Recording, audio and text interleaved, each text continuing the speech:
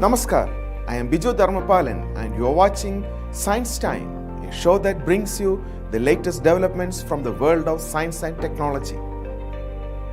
Let's first look at some of the exciting stories. Researchers propose new structures to harvest untapped oceanic water vapor. Researchers use 3D bioprinting to create eye tissue. Researchers from the University of Kerala have evolved a method to replace lead with copper in solar cells. Now let us see the news in detail. Water is the elixir of life, and without it, no life is possible on this planet. With the booming population, our freshwater resources are also dwindling. Researchers have identified a limitless supply of fresh water that exists in the form of water vapor above Earth's oceans, but these remains untapped so far. A new study from the University of Illinois, Urbana-Champaign, is the first to suggest an investment in new infrastructure capable of harvesting oceanic water vapor. The study, led by Professor Praveen Kumar, Executive Director of Prairie Research Institute, evaluated 14 water-stressed locations across the globe for the feasibility of a hypothetical structure capable of capturing water vapor from above the ocean and condensing it into fresh water, and do so in a manner that will remain feasible in the face of continued climate change. The findings of their study are published in the journal Nature Scientific Reports. The researchers performed atmospheric and economic analysis of the placement of hypothetical offshore structures 210 meters in width and 100 meters in height. Through their analysis, the researchers concluded that capturing moisture over ocean surfaces is feasible for many water-stressed regions worldwide. The estimated water yield of the proposed structures could provide fresh water for large population centers in the subtropics.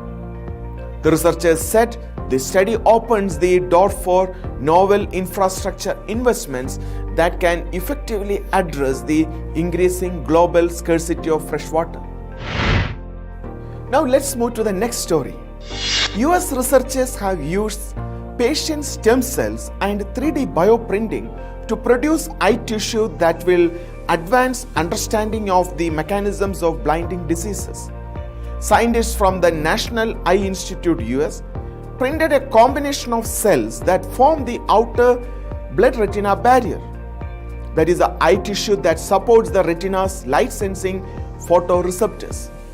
The technique provides a theoretically unlimited supply of patient-derived tissue to study degenerative retinal diseases such as age-related macular degeneration. Age-related macular degeneration starts in the outer blood-retina barrier. The eye's outer blood-retina barrier consists of the retinal pigment epithelium or RPE, which is separated by Bruch's membrane from the choriocapillaris. The membrane regulates how nutrients and waste are moved between the retinal pigment epithelium and the choriocapillaris. In people with AMD, lipoprotein deposits called drusen form outside Bruch's membrane, preventing it from functioning properly. Age-related macular degeneration is the leading cause of irreversible blindness and vision loss worldwide. The research team, led by Dr. Kapil Bharti, combined 3 immature choroidal cell types in a hydrogel: pericytes and endothelial cells, which are key components of capillaries, and fibroblasts, which provide tissue structure. Next, they printed the gel on a biodegradable scaffold, and within a few days, the cells started to mature into a dense capillary network. By day 9, the scientists seeded retinal pigment epithelial cells on the other side of the scaffold. Just over a month after that, the tissue reached full maturity. The printed tissue looked and behaved similarly to the native outer blood retina barrier according to the researchers' analysis and testing. The scientists published the results of their work in the journal Nature Methods. Now let's move to the next story. Researchers from the University of Kerala have evolved a technique to replace lead, a hazardous environmental pollutant, with copper in perovskite solar cells. The modular thin film fab laboratory of the University of Kerala's physics department has paved the way for the innovative method that opens up the feasibility for industries to move forward lead-free, eco-friendly cells. The research work was carried out by the team led by Professor R. Jayakrishnan and is published in the journal Optical Materials.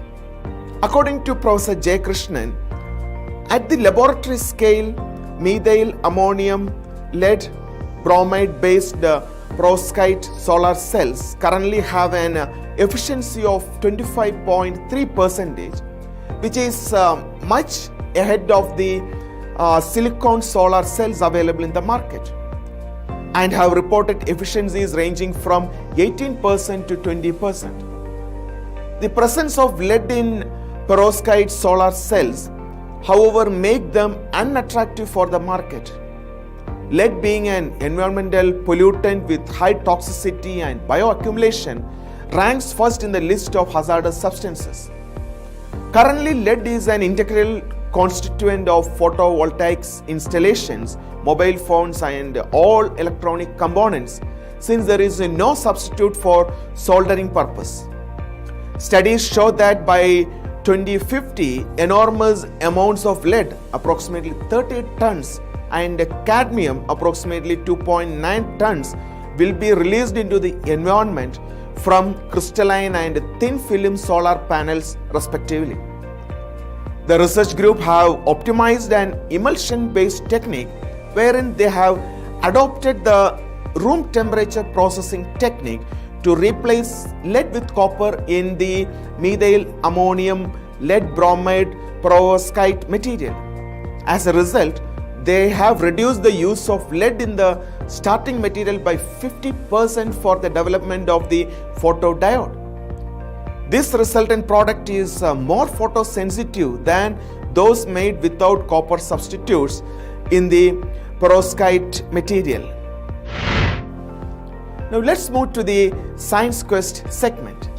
The question for this week's Science Quest is: how is color added to the James Webb Space Telescope images?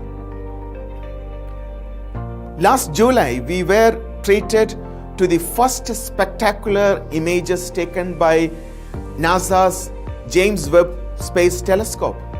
But this telescope is an infrared telescope, meaning that it is not seeing what the human eye sees.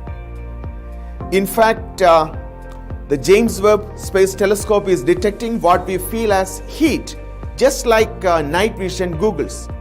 And the images are just a representation of its view in optical light. So the colors in the James Webb Space Telescope image are not real.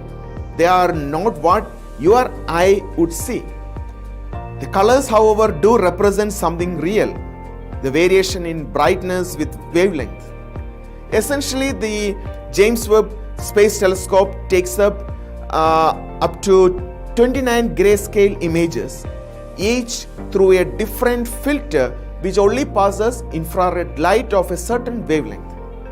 The separate images are then assigned a color. The longest wavelength is red and the shortest blue, with others in between. The color image is then formed from combining the separate filter images. In effect, the James Webb Space Telescope's images are shifted up the electronic spectrum from a part we can't see infrared into the part that we can see, that is optical range. If the James Webb Space Telescope color images are not real, why make them? It is easier for scientists to analyze the images using these composite false color images, and it is aesthetically pleasing to see a representation of what James Webb Space Telescope has observed. With this, we come to the end of this edition of Science Time. Keep sending your feedback and suggestions through email. Our email ID is indiascience@vigyanprasad.gov.in. We will be back with more exciting stories from the world of science next week. Stay tuned to India Science.